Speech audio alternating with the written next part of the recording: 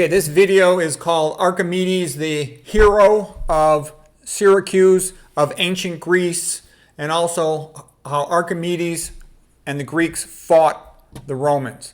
All right, so we first of all got to look at this map. And here is Syracuse. Syracuse was like a city-state, related to ancient Greece. Here is Athens, the great city Athens of ancient Greece. Okay, here is Rome, in Italy. All right, so Archimedes was from Syracuse. He had traveled around and seen a lot of what there was of the ancient Greek world. I'm going to show you some highlights from his life so it'll make sense.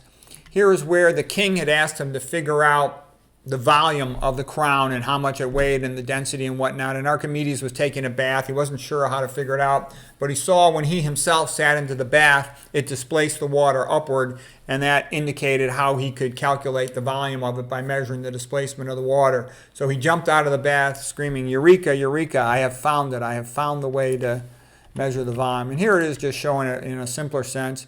You've got a graduated meter here, and you can just put the screw in and you can see how much it displaces the water. That's the volume of the screw. Pretty simple. Okay, and he figured out lots of things. He basically invented the early form of calculus. Of course, Newton and Leibniz came along later and invented, advanced modern calculus, but he invented the early form of calculus. This is also called the Archimedes screw. It's a screw pump, and you turn the handle and you can lift the water, and that was used to irrigate lots of croplands and provide a lot of food. So Archimedes is one of the all-time great math geniuses of the ancient Greeks. The first one you'll hear about is Pythagoras and the Pythagorean theorem, and Pythagoras was the first vegetarian, and the vegetarian diet used to be called the Pythagorean diet. And then there's also Euclid's geometry. Plato was big at mathematics, and Plato's academy, everybody had to study mathematics. That was a requirement, okay? And then Archimedes was the greatest of all the ancient Greek mathematicians. And I'm going to show you some big stuff that he did. Okay, so now it's time for the big battle. Okay, we got to talk about what happened. So, of course, everybody knows the Punic Wars, and there was a lot of fighting between Carthage and ancient Rome. Okay, so here is Carthage in northern Africa, and they had a long-standing battle with ancient Rome. And as a matter of fact, Carthage had the great general Hannibal, who kicked the crap out of Rome. Okay? And that was like the worst defeats Rome had ever suffered. Hannibal is one of the all-time great generals, military geniuses. Okay? Syracuse had helped Carthage a little bit, and Rome was pissed off about that. And Rome felt it needed to put Syracuse in its place. Rome was a very dominant military power, in the ancient days. This map is like from 218 BC, just to give you an overall sense of the map. And then there is Athens, okay?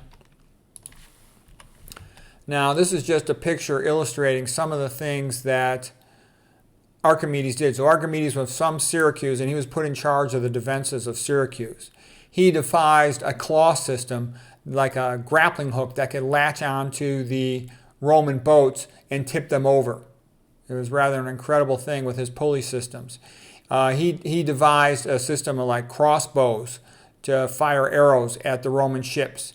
He devised a system of mirrors. I'll show you it somewhere else, but it was rather incredible. He devised a system of catapults, and they were basically kicking the crap out of the Romans. Okay. This is just some more of the details of some of the inventions of Archimedes. A crossbow-like device, catapult devices, and a whole bunch of other things.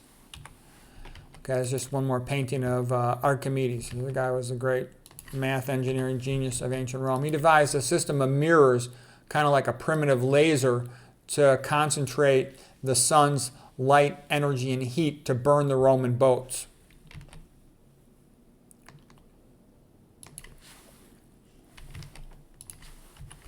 Okay, here's one painting of Archimedes, guiding the Syracusans to burn the Roman boats. And so there's the light reflected off the mirror. And, Syracuse was a university also in New York. Okay. Here's just showing a detail from the pulley system that was used in an elaborate way, set up that he could raise a boat, from the docks, or make his claw to hook the Roman boats. and then capsize them. Here's one artist's rendition of the Archimedean claw to destroy the Roman boats. And here's another more detailed artist rendition of the Archimedean claw grabbing a Roman boat, lifting it up into the air, and tipping it over. Okay. Okay, now I'm going to read you an excerpt from this book here.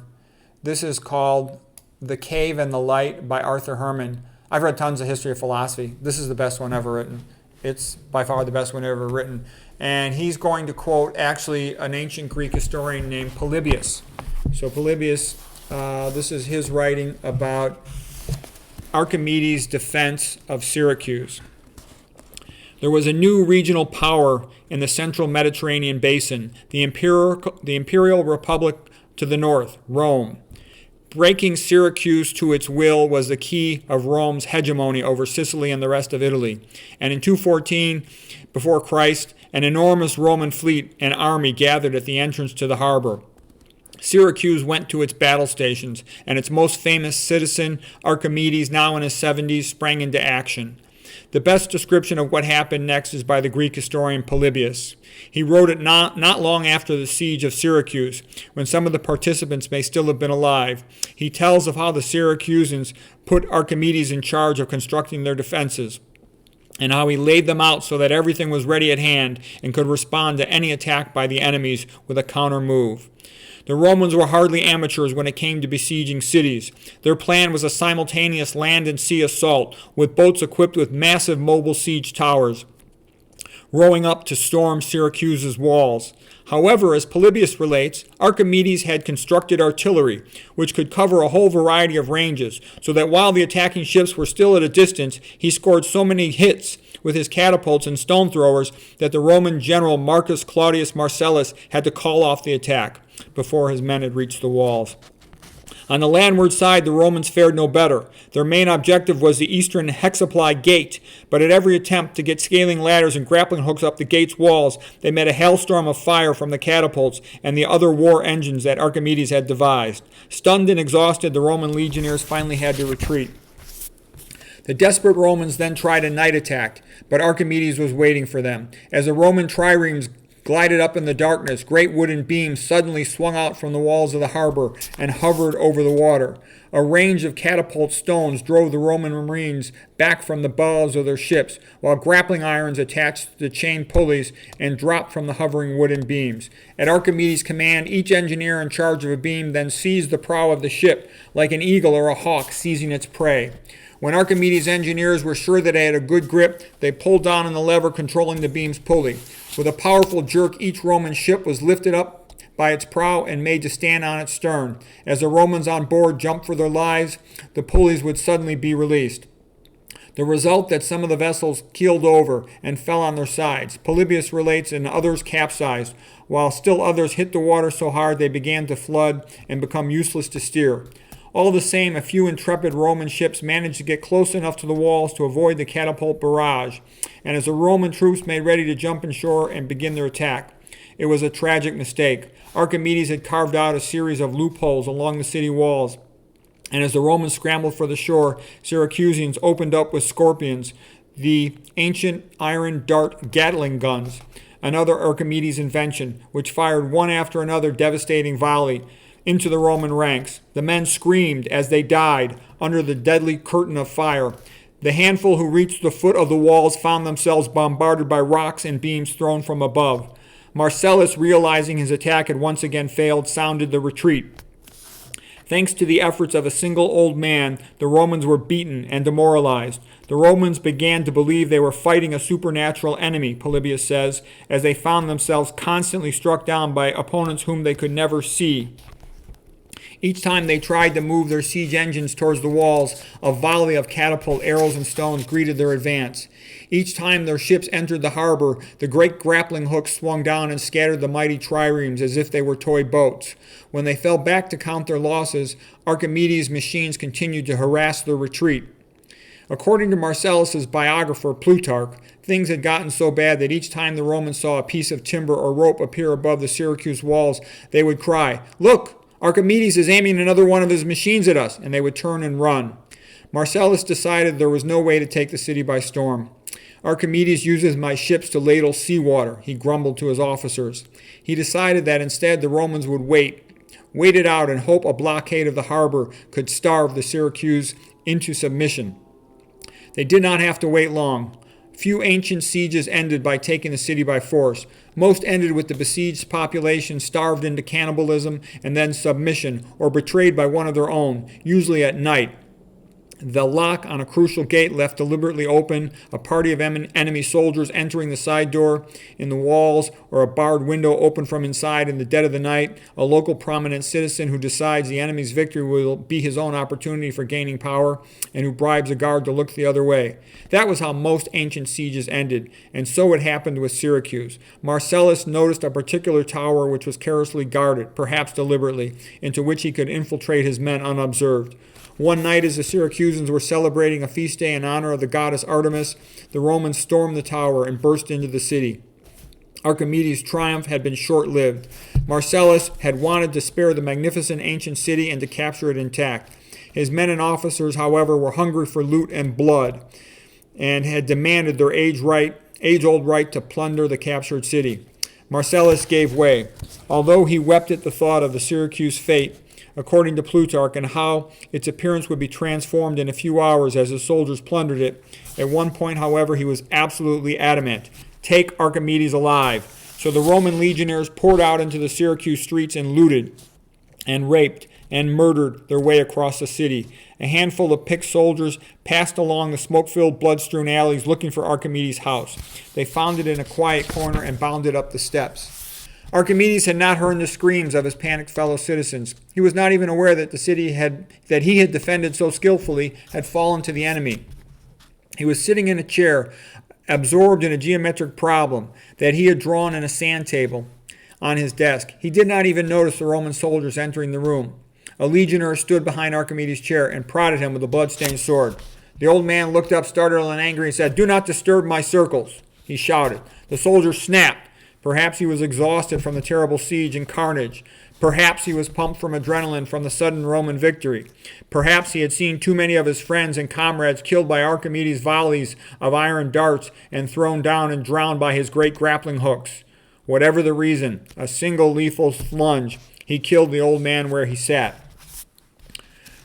When Marcellus heard the news that the Archimedes was dead, he bitterly regretted the passing of the man who, had he been taken alive, might have raised Roman siege warfare to a whole new level.